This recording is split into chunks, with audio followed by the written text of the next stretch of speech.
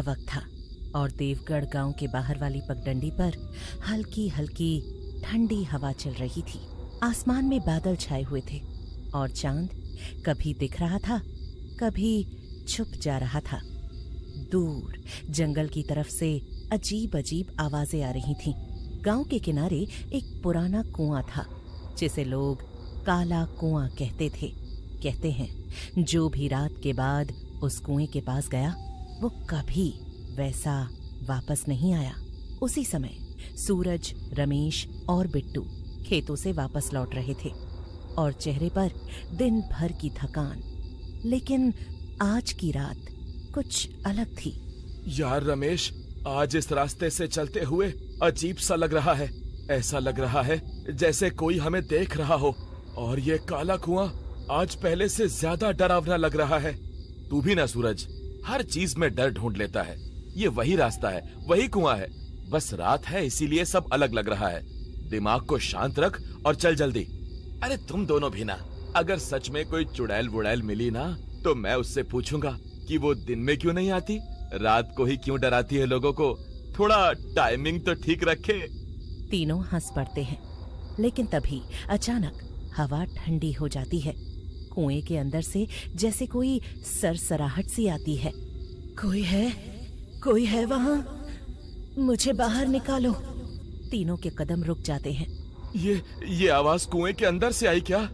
लगता तो ऐसा ही है, लेकिन इस वक्त कुएं में कौन हो सकता है? कहीं कोई फंस तो नहीं गया? चल देख कर आते हैं। तीनों धीरे धीरे कुएं के पास पहुंचते हैं, अंदर झांकते हैं, लेकिन नीचे सिर्फ अंधेरा था। तभी अचानक कुएं के अंदर से इतनी देर से बुला रही थी, अब आए हो? तीनों के होश उड़ जाते हैं। तीनों जान बचाकर भागते हैं। पीछे से कुएं के अंदर से जोरदार हंसी गूंजती रहती है।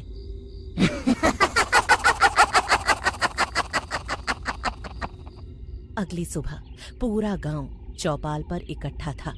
हर कोई डरा हुआ था। कल रात हमने अपनी आंखों से देखा, कुएं के अंदर कोई है और वो इंसान नहीं है। भाई वो आंखें मैं आज तक नहीं भूल सकता। वो सीधे अंदर तक डर बैठा गई। वहीं खड़ी पूजा चुप थी, लेकिन उसकी आंखों में डर के साथ कोई पुरानी याद झलक रही थी। उस रात बिट्टू ने हिम्मत दिखाई। आज मैं देखूंगा ये जो भी है सच क्या है। वो अकेला कुएं के पास जाता है। अरे ओ, अगर कोई है अंदर तो बाहर आ, छुप क्यों रही है? तभी उसके पीछे से आवाज आती है।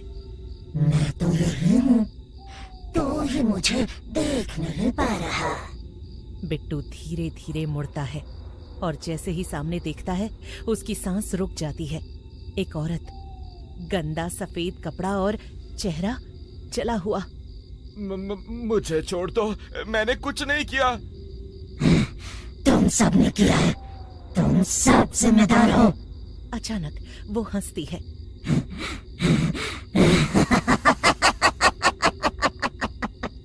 और बिट्टू वहीं बेहोश होकर गिर जाता है। अगली सुबह बिट्टू कुएं के पास बेहोश मिलता है और उसके हाथ पर एक अजीब सा काला निशान होता है, जैसे किसी ने पकड़कर दबाया हो। अब सूरज फैसला करता है। ये मामला अब हमारे हाथ से बाहर है, हमें बाबा तांत्रिक को बुलाना होगा। बाबा तांत्रिक गांव में आते हैं और सीधे कुएं के पास जाते हैं। ये कोई साधारण आत्मा नहीं है, ये बदले की आग में जल रही है और जब तक इसका बदला पूरा नहीं होगा ये शांत नहीं होगी। बाबा ये है कौन? कई साल पहले इस गांव में मीरा नाम की एक औरत रहती थी। उसे झूठे इल्जाम में इस कुएं में धक्का देकर मार दिया गया था। पूजा का चेहरा एकदम बदल जाता है। उस रात पूजा अकेले कुएं के पास जाती है। मैं जानती हूँ तू यही है और मैं तुझसे माफी मांगने आई हूँ। अचानक हवा तेज हो जाती है और चुड़ैल सामने आ जाती है।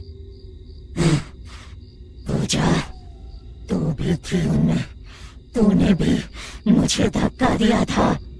पूजा रोने लगती है। मैं मजबूर थी, मुझे डर था, अगर मैं मना करती तो वो लोग मुझे भी मार देते। अब डर कैसा? अब तो सबको डर लगेगा। अगले दिन विनोद गुस्से में आता है। ये सब नाटक है, कोई चुड़ैल नहीं होती। मैं आज ही इस कुएं को मिट्टी से भरवा दूंगा।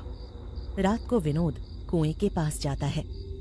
आज खत्म कर दूंगा इस कहानी को। जैसे ही वो कुएं के पास जाता है, जमीन कांपने लगती है और चुड़ैल उसके सामने आ जाती है। तुमने मुझे धक्का दिया था, याद है? विनोद डर जाता है। नहीं, ये झूठ है। तभी पूजा वहां आ जाती है। नहीं विनोद, ये सच है। मीरा को हमने ही मारा था। तू उसे पाना चाहता था और जब उसने मना किया तो तूने उसे कुएं में धक्का दे दिया और मैं भी तेरे साथ थी। क्या ये सब सच है? हाँ, और अगर फिर मौका मिला तो मैं फिर वही करूंगा। चुड़ैल धीरे धीरे विनोद की तरफ बढ़ती है। अब तेरा हिसाब पूरा करने का समय आ गया है। अचानक विनोद हवा में उठ जाता है और जोर जोर से चिल्लाने लगता है। कुछ ही सेकंड्स में उसकी लाश कुएं में गिर जाती है। पूजा रोने लगती है। मीरा, मुझे माफ कर दे। तुझे सजा मिल चुकी है। तू हर दिन इस डर के साथ जिएगी। अचानक चुड़ैल गायब हो जाती है। अगली रात पूजा अपने घर में होती है।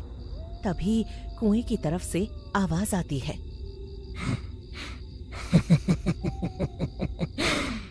अब मेरी जगह तू है। पूजा खिड़की से बाहर देखती है और धीरे धीरे उसकी आंखें काली होने लगती हैं।